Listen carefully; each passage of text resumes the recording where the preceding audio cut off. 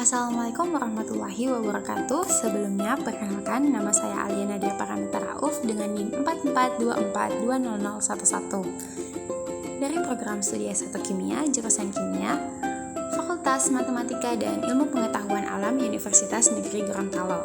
Jadi, pada kesempatan kali ini saya akan menjelaskan sedikit terkait tentang utilitas pabrik, di mana untuk memenuhi salah satu mata kuliah proses industri kimia yang diampu oleh Bapak Kostiawan Sukamto SPDMT.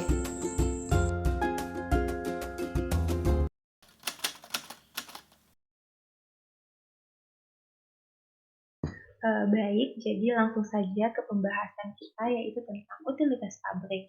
Di mana sebenarnya apa sih itu utilitas? Utilitas itu merupakan kumpulan unit-unit atau bagian dari sebuah pabrik kimia yang berfungsi untuk menyediakan kebutuhan penunjang proses produksi. Di mana unit utilitas ini keberadaannya sangat penting dan harus ada dalam perancangan suatu pabrik. Nah, unit pendukung proses atau unit utilitas pada suatu perancangan pabrik isopropylbenzenin di mana terdiri atas 6 poin yang dimana ada unit pengolahan air, unit pengolahan stem, unit pengolahan listrik, unit penyediaan bahan bakar, unit penyediaan udara tekan, dan yang terakhir adalah unit penyediaan downterm A. Jadi mungkin yang pertama yaitu unit pengolahan air, di mana kebutuhan air meliputi air pendingin, air umpan boiler, dan air untuk keperluan kantor dan rumah tangga, air untuk pemadam kebakaran, dan air cadangan, di mana air ini diperoleh dari air sungai terdekat dengan lokasi pabrik yang kemudian diolah terlebih dahulu sehingga memenuhi persyaratan. Secara sederhana, pengolahan ini meliputi pengendapan, pengumpalan, penyaringan, demineralasi, dan deaerasi. Nah, di mana untuk pada pabrik itu sendiri, pabrik isopropylbenzenin ini, air untuk pendingin itu ada sekitar 6.015,25 kg per jam, kemudian ada air umpan boiler sebanyak 2.350,5163 kg per jam, dan air untuk keperluan rumah tangga itu sekitar 1.750 kg per jam. Nah, jadi total air kebutuhan air ini secara kontinu sebesar 10.115,77 kg per jam. Nah, kemudian ada pembahasan tentang unit penyediaan stem, di mana kebutuhan stem ini untuk penguapan di vaporized reboiler dan heater ini sebanyak 1.740,55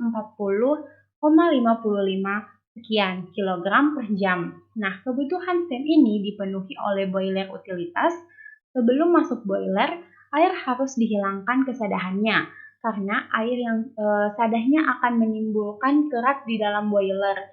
Oleh karena itu, sebelum masuk boiler, air dilewatkan dalam ion extractor dengan deaerasi terlebih dahulu. Spesifikasi stem ini yang digunakan untuk tiap alat adalah dry saturasi stem, di mana untuk vaporizer ini dan reboiler menggunakan stem dengan kondisi temperatur stem sekitar 320 derajat Fahrenheit dan tekanan absolut sebesar 89,66 PSI, di mana sedangkan untuk heater yang baik itu sekitar ada 1, 2, dan 3 ini menggunakan stem dengan kondisi temperatur stem dan tekanan absolut masing-masing yaitu 580 derajat Fahrenheit dan 1325,8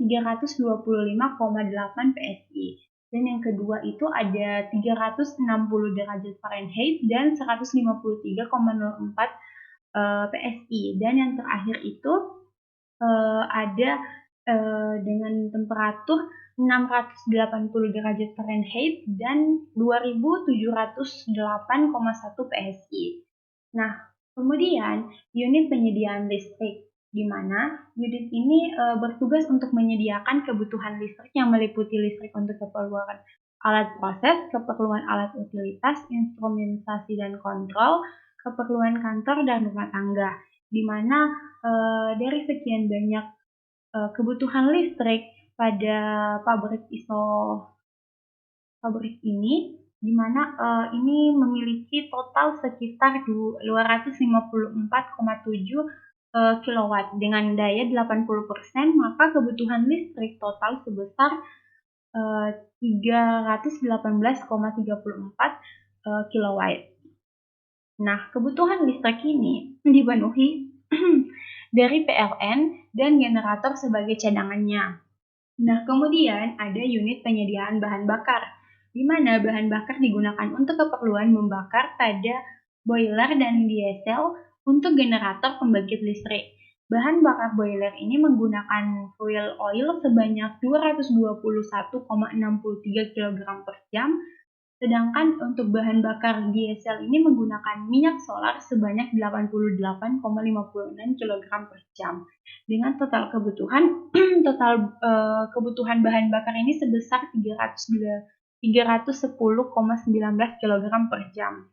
Nah, kemudian ada unit penyedia udara, di mana udara tekan ini digunakan sebagai penggerak alat-alat kontrol yang bekerja secara pneumatis, di mana jumlah udara tekan yang dibutuhkan diperkirakan 500 kg per jam pada tekanan 4 atm, di mana alat pengendapan udara tekan ini menggunakan kompresor.